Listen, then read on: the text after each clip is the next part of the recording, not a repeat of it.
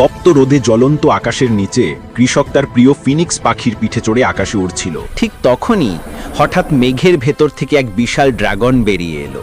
Dragon কৃষককে ধরে নিয়ে আকাশের অনেক উঁচুতে উড়ে গেল। ফিনিক্স ক্রোধে জ্বলে উঠল, তার শরীর আগুনে পরিণত হলো আর সে বজ্রের গতিতে ড্রাগনের পিছু নিল।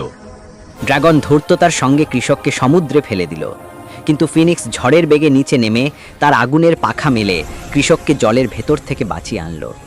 তারপর তাকে এক উঁচু পাহাড়ের চূড়ায় নিরাপদে নামিয়ে দিল। এরপর শুরু হলো এক ভয়ঙ্কর যুদ্ধ। ফিনিক্স আর ড্রাগনের জাদু করে শক্তির সংঘর্ষে পুরো আকাশ কাঁপতে লাগলো। আগুন, বজ্র আর অন্ধকারে আকাশ রক্তিম হয়ে উঠল।